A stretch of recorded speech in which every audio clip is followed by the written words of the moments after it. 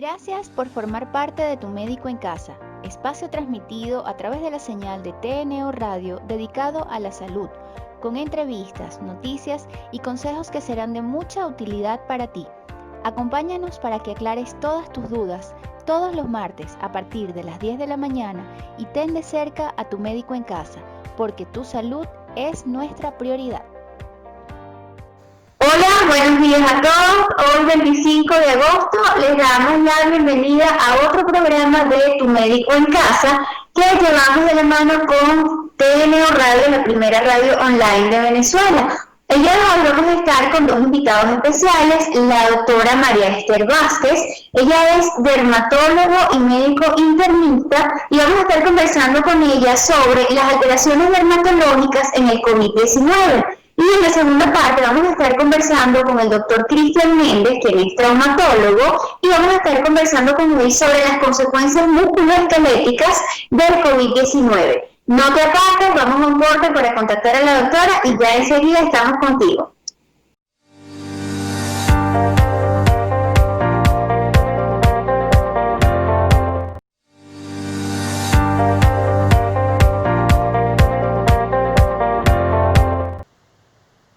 Buenos días a todos otra vez.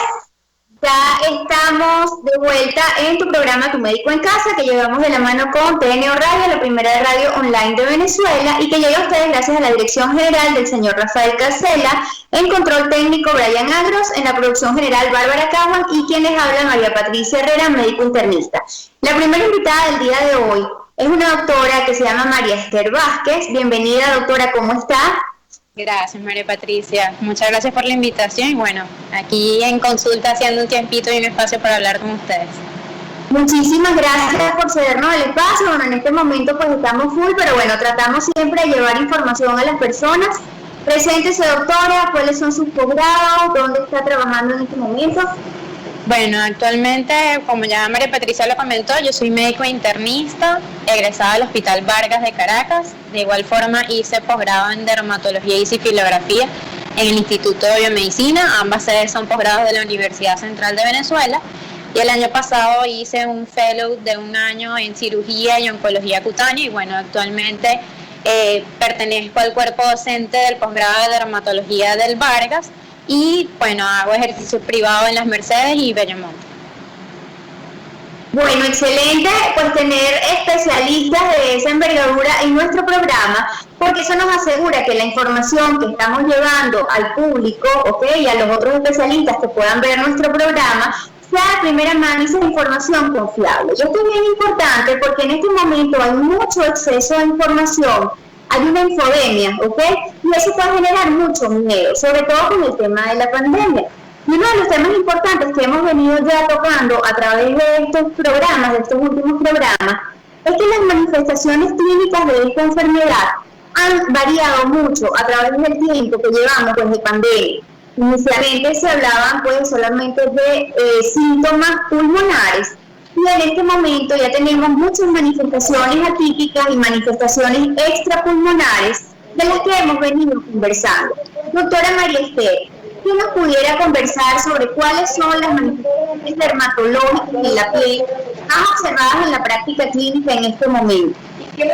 Sí, bueno, principalmente toda la pandemia se ha enfocado en la esfera respiratoria, pero con toda la información y los reportes de casos a nivel mundial, bueno, principalmente en Wuhan, donde comenzó la pandemia, pues se han dado cuenta los científicos y los médicos de que la piel no ha sido descartada o afectada por este virus, tanto de forma directa como indirecta, porque recordemos que a pesar de que el virus no tiene trofismo o no tiene algún tipo de interés particular en piel, sí ha generado ciertas lesiones que ya las vamos a comentar. Y por otro lado, el uso de ciertas medidas de seguridad practicadas y enunciadas por la OMS y los distintos organismos internacionales, pues han generado también lesiones a nivel de piel, principalmente por el lavado de manos y los equipos de protección personal. Entonces, bueno, ya actualmente en dermatología manejamos 5 patrones de lesiones características no patognomónicas del virus. Recordemos que es un virus que es altamente transmisible y actualmente pues la realización de biopsias en estos casos a veces está contraindicada por el estado del paciente. Pero bueno, vamos a empezar enumerando los principales patrones. El primer patrón es el patrón vesicular. Es una erupción prácticamente por vesículas monomorfas, simulan o parecen muchísimo a las lesiones que vemos en la varicela o en la lechina. Está presente en solamente aproximadamente el 9% de los casos y principalmente se va a desarrollar o desencadenar en lo que es troncos y extremidades. Este patrón vesicular está asociado a formas intermedias de la enfermedad, porque esa es otra pregunta interesante, que lesiones en piel están asociadas a mayor o menor severidad. Entonces recuerden, patrón vesicular, recuerdan mucho la lechina en troncos y extremidades, y está asociado a una forma intermedia de la enfermedad. El otro patrón que cada vez cobra más vigor en cuanto a la frecuencia es el patrón urticariforme. ¿Recuerdan estos jabones tipo urticarias muy vertiginosos que presentan los pacientes generalmente cuando son alérgicos o atópicos? Bueno, este patrón también se ha visto con el virus, ya en un porcentaje más alto, hasta un 19% de los casos. Y el tercer patrón, voy a unir el segundo y el tercer patrón, porque ya les voy a decir cómo está asociada la enfermedad, es el patrón maculopapular. Son manchas, son de distintas formas y tamaños, generalmente son entre eritematosas y rosadas. Casi todas las lesiones que les he descrito es generalmente troncos y extremidades. Y en cuanto al patrón urticariforme y el maculopapular, está asociado a muchos pruritos, o sea, el paciente puede presentar picazón, ¿ok?, en donde están desarrolladas las lesiones, y estos dos patrones van a estar paralelos a los síntomas respiratorios. El patrón vesicular no lo han asociado en qué momento de la enfermedad aparece. Puede ser al principio, durante o al final de la enfermedad, pero el patrón urticariforme y el patrón maculopapular sí va a preceder los síntomas respiratorios entre 6 a 8 días previos a la enfermedad. Y esto es muy importante porque a veces los pacientes van a consultar única y exclusivamente por lesiones dermatológicas, y con un buen hallazgo semiológico más un buen interrogatorio y la epidemiología del paciente, podemos entonces predecir si este paciente es positivo para la enfermedad de COVID. Por otro lado, el cuarto patrón es el patrón libeloide. Vamos a recordar más o menos las varices muy superficiales a nivel de extremidades en un bajo porcentaje de un 6% y no está asociada a formas moderadas ni severas, sino a formas leves de la enfermedad. Este patrón que se recuerda, vamos a hacer semejanza con las varices o las arañas vasculares, generalmente está presente en población joven y adolescente y no está asociado a severidad de la enfermedad. Lo que sí ha llamado mucho la atención, y es el quinto patrón, son las pseudoperniosis, o son esas lesiones que se han descrito a nivel de la región plantar o palmar de los dedos de manos y pies, que empiezan como un discreto enrojecimiento, pueden tornarse incluso un poco más violáceos, no son dolorosos a pesar de que son bastante llamativos, y estos son los que denominaron en inglés los COVID toes, pseudoperniosis, o en España también lo llaman pseudosabañón, porque el sabañón como tal es una enfermedad que se asocia a generalmente cambios en temperatura, está asociada al clima o a las estaciones más que todo, pero en nuestro caso en Venezuela se nos haría un poco más fácil diagnosticar a estos pacientes, ya que no va a tener absolutamente nada que ver con la temperatura, y los pacientes describen ese enrojecimiento en lo que son las porciones o las falanges distales, tanto de mano como de pie. Esto al principio se describió más que todo en población pediátrica, infantil hasta adolescentes, y gracias a Dios no tiene relación con severidad de la enfermedad. Entonces están estos 5 patrones muy interesantes, cada vez más asociados a la enfermedad, y que en un principio probablemente hayan pasado desapercibidos porque prácticamente la esfera respiratoria era la más afectada. Sí, era básicamente donde estábamos enfocados. Recordemos que pues los receptores AC2, que son los que realmente están más frecuentes en la mucosa respiratoria, en la mucosa superior e inferior, y sobre todo en la mucosa gastrointestinal, no ha habido como una evidencia de que estén en la piel. Sin embargo, pues ya se ha visto la presencia de estas manifestaciones dermatológicas, y como bien dijo la doctora, pueden o no estar asociadas a otros síntomas. Ahora, doctora, por ejemplo, en los otros síndromes virales que también tienen una sintomatología muy florida, son también síntomas respiratorios, síntomas, por ejemplo, urticarias o erupciones o tipo rash, ¿cómo pudiéramos nosotros hacer el diagnóstico diferencial en ausencia de pruebas moleculares o en ausencia de pruebas serológicas que nos permitan hacer un diagnóstico confirmatorio del COVID-19? Sí, esto es bastante interesante. Por ejemplo, ahorita en Venezuela actualmente hay un repunte de los casos de dengue. Generalmente COVID no da manifestaciones petequiales y en caso tal de sospechar de esta entidad viral, pues hacemos prácticamente la prueba de Romper-Lee, incluso al momento de tomar la atención del paciente, y van a observar cómo hay un ras petequial distribuido uniformemente donde está el torniquete o el manguito del tensiómetro. Entonces esa es una forma bastante fácil de hacer un diagnóstico diferencial con COVID, ya que los casos petequiales que se han descrito por COVID-19 están distribuidos a nivel universal y, como les comenté al principio, principalmente las lesiones en piel se han descrito en tronco y extremidades y, como les comenté, en un menor porcentaje a nivel de manos y pies. Entonces, en cuanto a los síndromes virales como tal, siempre van a tener como una base semiológica muy común entre sí cuando hablamos de piel. Pero yo creo que en este momento es muy importante lo que es la epidemiología y lo que es el comportamiento tanto del patrón febril como del patrón de la sintomatología respiratoria. Porque es probable que un dengue no dé tanto toque, respiratorio, es probable que una rubiola tampoco se manifieste en la esfera respiratoria.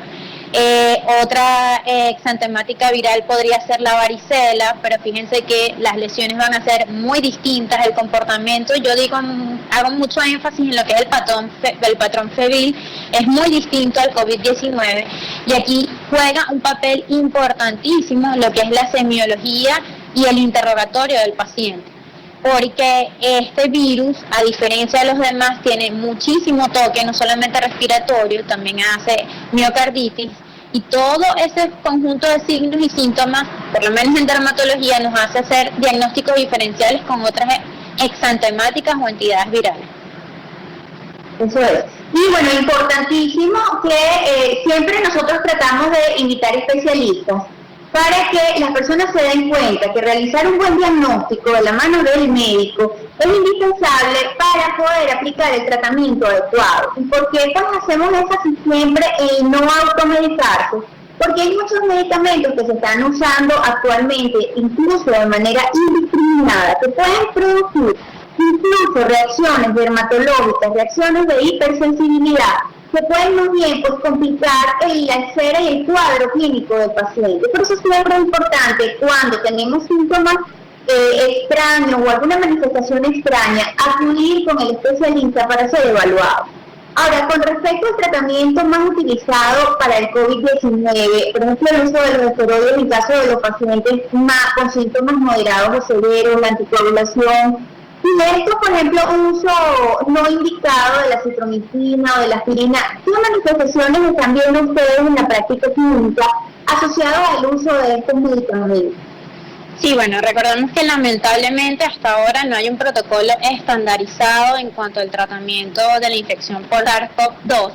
Y bueno, a la marcha que vamos pues conociendo la enfermedad, pues protocolos van, protocolos vienen, pero lo que sí es cierto es que se han mantenido y sí es un caballito de batalla el uso de terapia esteroidea parenteral.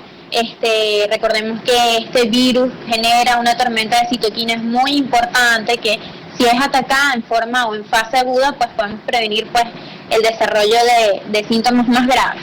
Lo que sí es cierto es que gracias a Dios por los momentos, las manifestaciones en piel secundaria a los principales medicamentos que se han utilizado en la actualidad, el porcentaje es muy bajo, reacciones adversas, menos del 1-2%. Sin embargo, hay que tener en conocimiento estas reacciones. ¿Por qué?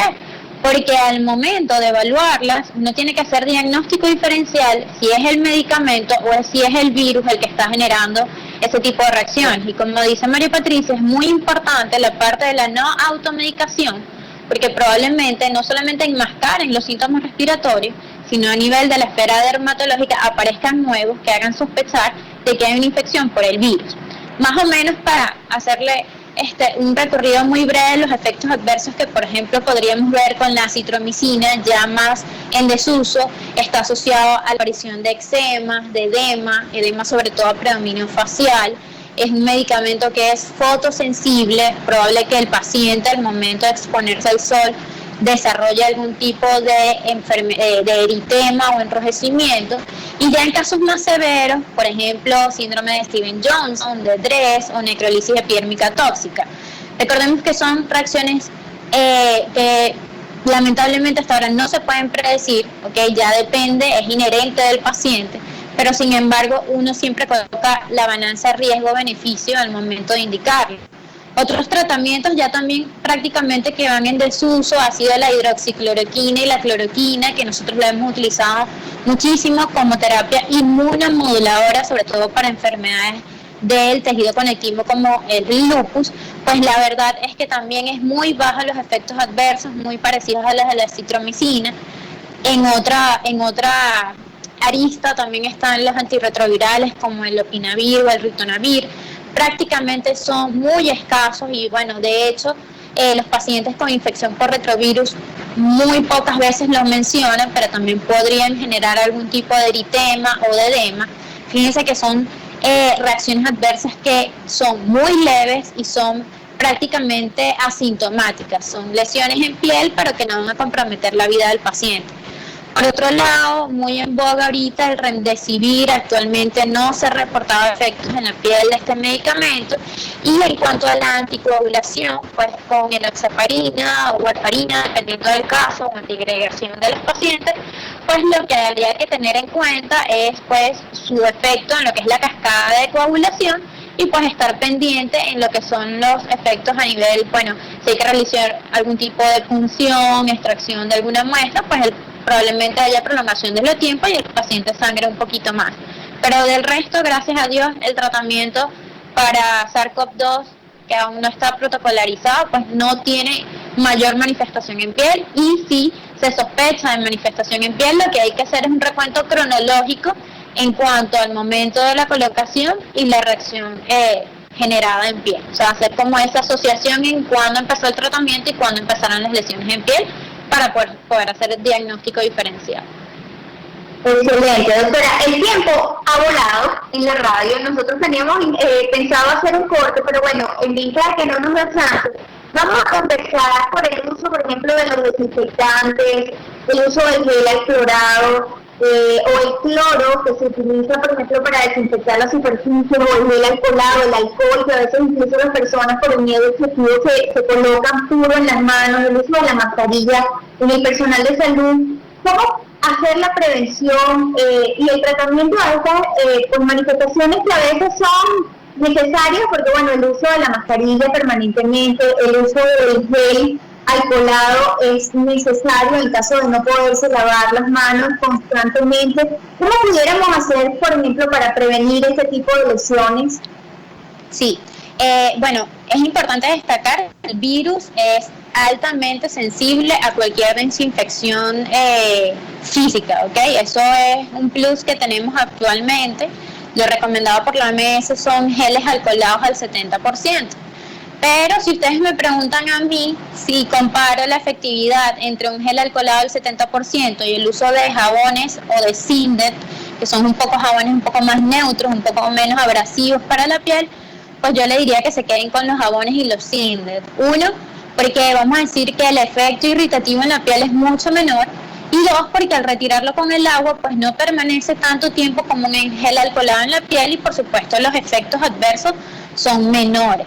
Recordemos que esta es la principal herramienta que tenemos para evitar la propagación y la infección, y lamentablemente no estamos acostumbrados a lavarnos las manos tantas veces al día.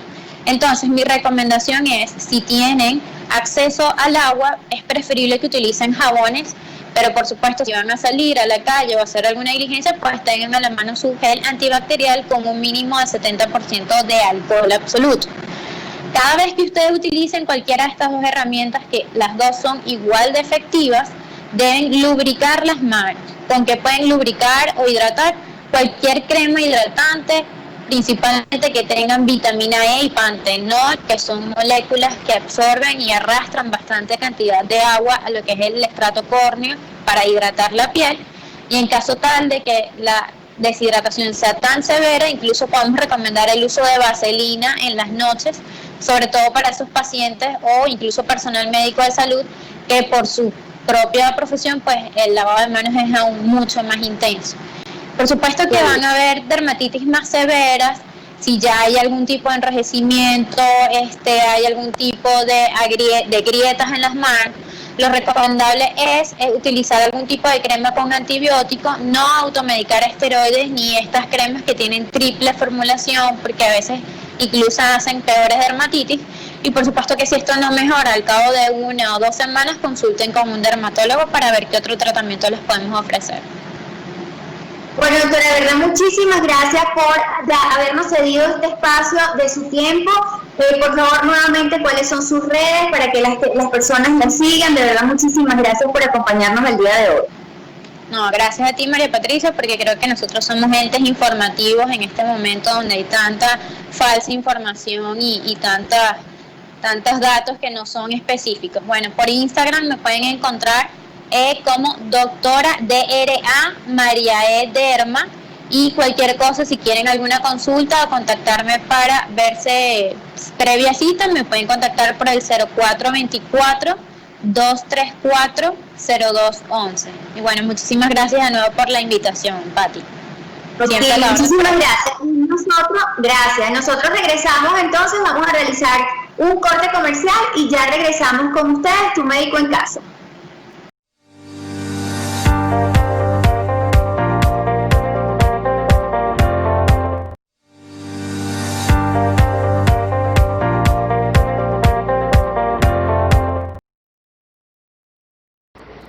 Y ya estamos de vuelta en Tu Médico en Casa, y en este momento vamos a conversar con el doctor Cristian Méndez. Él es traumatólogo y vamos a estar conversando con él sobre las alteraciones o las manifestaciones musculoesqueléticas por el COVID-19. Hola Cristian, ¿cómo estás?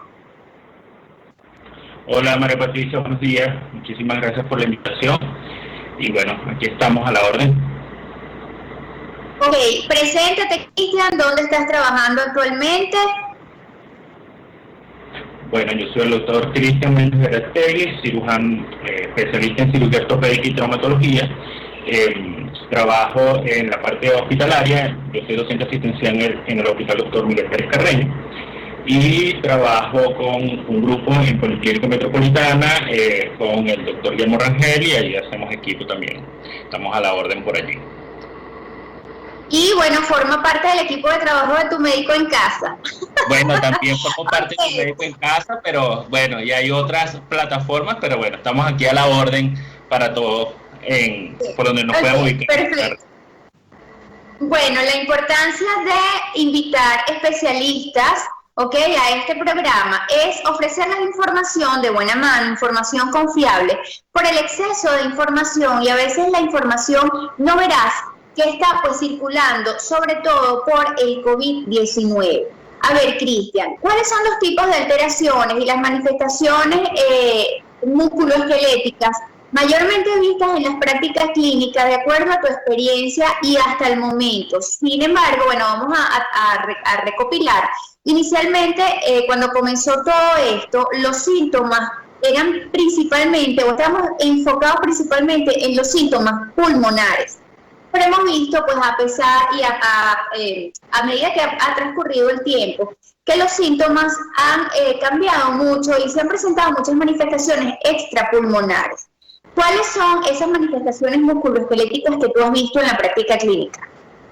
Bueno, fíjate, María Patricia, es importante porque como estamos en un proceso de reconocer, de estar aprendiendo cada vez más con respecto al COVID-19, todos los días o cada vez más estamos viendo un poco cómo se va presentando este virus, ¿no? A nivel pulmonar y a nivel extrapulmonar. Desde el punto de vista traumatológico, nosotros hemos podido observar en algunos pacientes lo que es la mialgia, que son los dolores musculares, artralgias, debilidad generalizada o astenia dentro de lo que es la parte musculoesquelética. Algunos pacientes pueden presentar sintomatología correspondiente a dolor tendinoso también, y es variable, porque obviamente el paciente no es igual y no se presenta, y tú lo sabes muy bien, de una manera particular en todos los pacientes de la misma manera. Entonces hay que ir, ya que estamos ahorita en pandemia, hay que ir investigando un poco más con el paciente en el interrogatorio para poder obtener más información al respecto. Pero básicamente esas son la sintomatología en agudo. Después podemos hablar un poco más a futuro qué podemos conseguir. Ok, basados en que, bueno, no tenemos en este momento aquí en Venezuela tiempo suficiente como para haber hecho estudios clínicos y como para tener una evidencia a nivel, pues, dentro de este país. ¿Qué trabajos, de repente, si hay algún trabajo que pueda apoyar esta evidencia o estos trastornos musculoesqueléticos en esta enfermedad? ¿Hay alguna evidencia científica, algo que nos avale esta información? Sí, María Patricia, fíjate que el SARS-CoV-2, que es el virus que produce COVID-19 o coronavirus, es de la familia de los coronavirus, como ya sabemos, y es muy parecido al SARS-CoV-1, que es el virus que estuvo involucrado con una epidemia que hubo en el año 2002-2003. Y de acuerdo a esa información que hubo en esa oportunidad, nosotros podemos inferir qué cosas pueden suceder actualmente con COVID-19. Y los trabajos se han llevado con respecto a esa información y a lo que hemos tenido en los últimos meses, ¿no? Tanto a nivel mundial se están haciendo, todos los días salen papers en cuanto a alguna manifestación nueva que podamos conseguir con COVID. Pero hubo un trabajo muy interesante en la JBJS, ¿okay? Que es la revista de hueso y articulaciones, donde se habla acerca de este tipo de consecuencias, acerca de una serie de estudios. Y es muy interesante. También hay unos trabajos muy interesantes a nivel europeo, sobre todo a nivel de España, donde la pandemia atacó muy fuerte.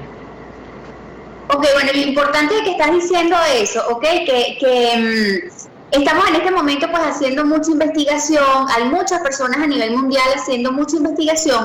Lo importante de esto es que lo que ayer pudo haber sido verdad, hoy quizás es mentira, porque incluso hace unos meses pues no era creíble que de repente una persona que llegara con dolores musculares, eso pudiese estar asociado al COVID-19. Sin embargo, hoy estamos viendo que sí, que hay pues muchas manifestaciones, además de las pulmonares, que pueden presentarse con esta infección.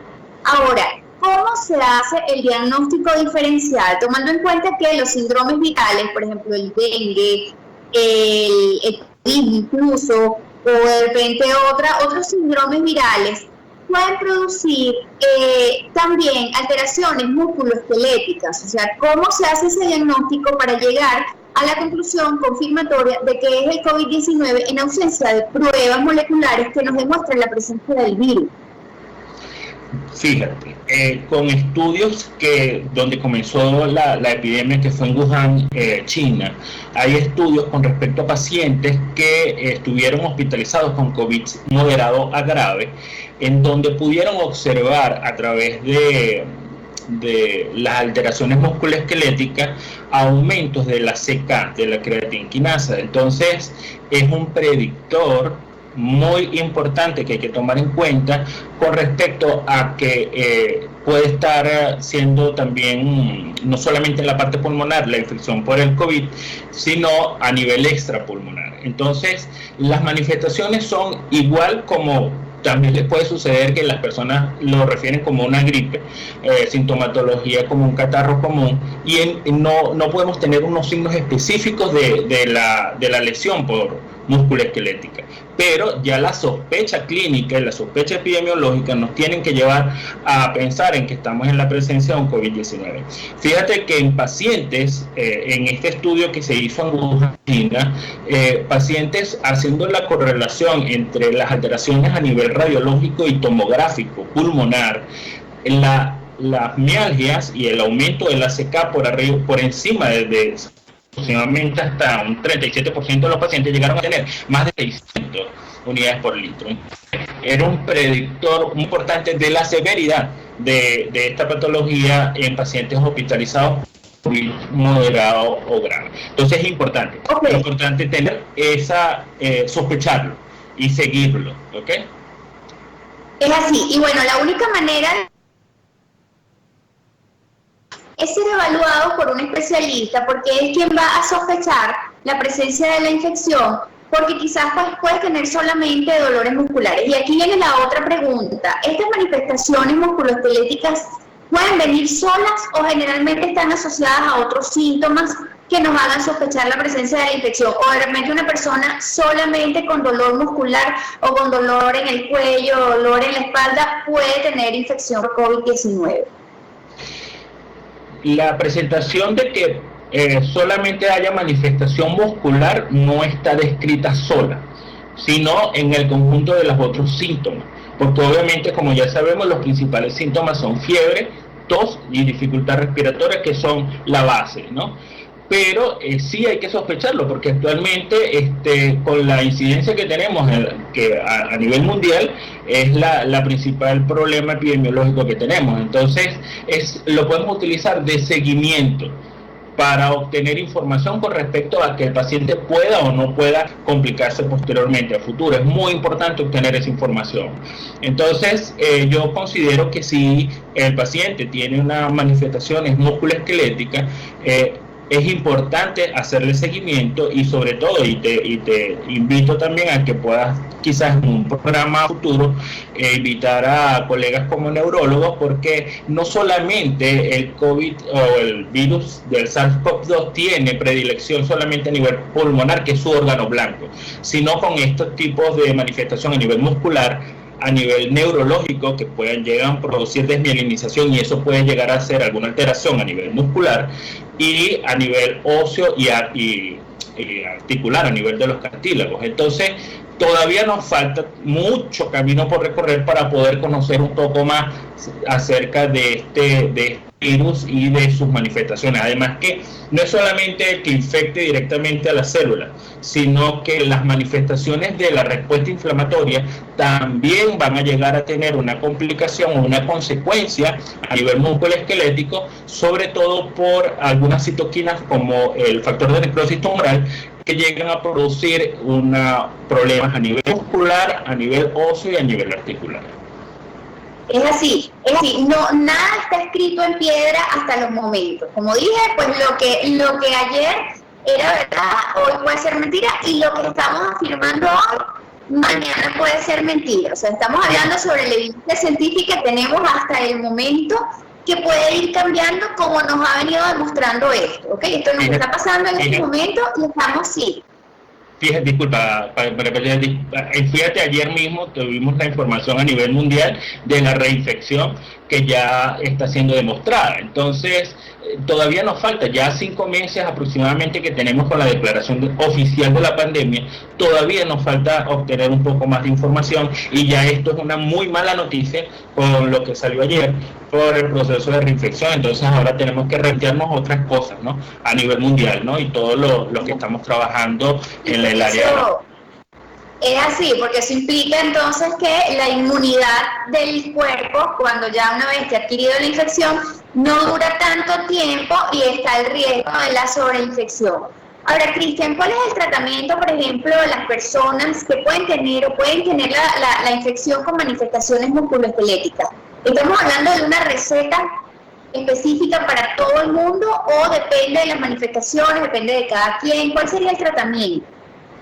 Fíjate, en estos mismos estudios, en pacientes se pudo llegar a ver que posterior a que hayan presentado, pacientes en moderado sobre todo, habían presentado este tipo de manifestaciones, llegaban a tener ausentismo laboral 3 meses después, porque el paciente tenía consecuencias musculoesqueléticas.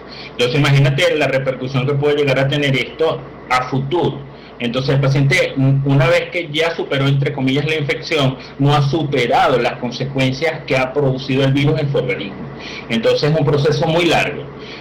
¿Qué tratamientos van a tomar? Obviamente la parte asintomática, como ya se ha establecido o se dice en todas partes, sin automedicarse, obviamente, pero en pacientes que puedan llegar a tener manifestaciones moderadas a severas, lo que se recomienda es trabajar en conjunto con la gente de medicina física y rehabilitación para que el paciente pueda empezar a realizar ejercicios aeróbicos y de resistencia durante su convalecencia, estando hospitalizado, ya que eso va a disminuir la posibilidad de que exista una consecuencia a nivel muscular. Entonces es muy importante asociar dentro del equipo a los fisioterapeutas, medicina física y rehabilitación, para que nos ayuden a disminuir esa incidencia y prevalencia de las consecuencias a futuro musculoesqueléticas. Sí, adelante. Sí, continúa.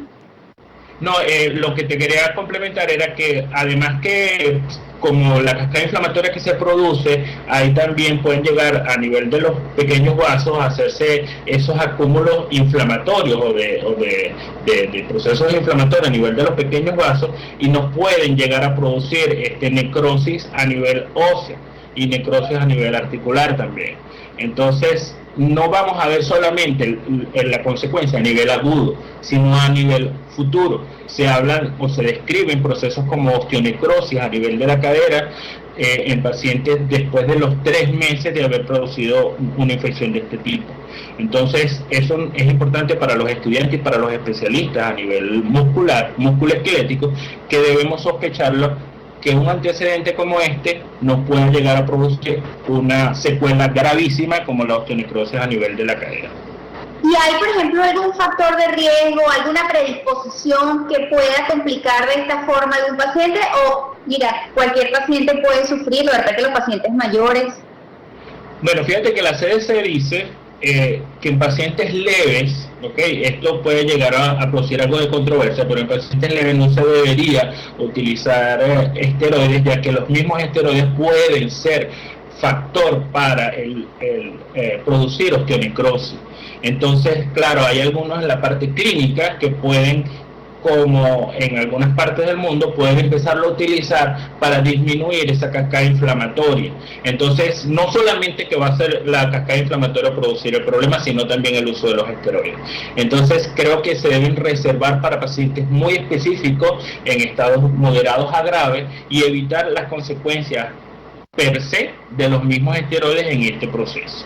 Es importante. Y bueno, de hecho la evidencia científica nos dice que los esteroides solamente deben ser utilizados en pacientes con síntomas moderados a severos, porque es donde está realmente activada la cascada proinflamatoria, la cascada de citoquinas. En los pacientes con síntomas leves, a pesar de que algunas personas lo comienzan a tomar indiscriminadamente desde el inicio, no está recomendado porque más bien los esteroides inmunosuprimen, se debilitan el sistema inmunológico y puede hacer que una infección que inicialmente iba a ser leve, entonces se pueda complicar y pueda comenzar a hacer manifestaciones moderadas.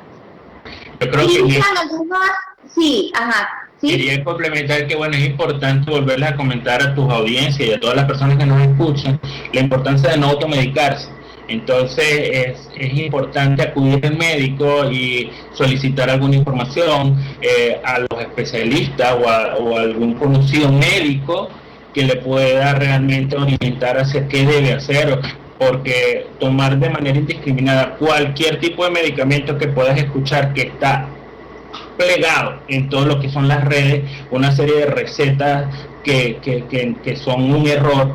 Nosotros debemos tratar de combatir eso. Se nos hace un poco difícil a nosotros los médicos combatir eso, pero necesitamos que el paciente entienda lo importante de no automedicarse en esta patología. Excelente, Cristian, muchísimas gracias por esas consideraciones finales, porque es que además ese es el lema de no automedicarse. A ver, Cristian, ¿cuáles son tus redes para que las personas te puedan seguir? Bueno, María Patricia, nuevamente muchísimas gracias por la invitación. Te felicito por esta nueva iniciativa en @tumédico.encasa. Estamos a la orden también por allá en la plataforma, ya lo saben.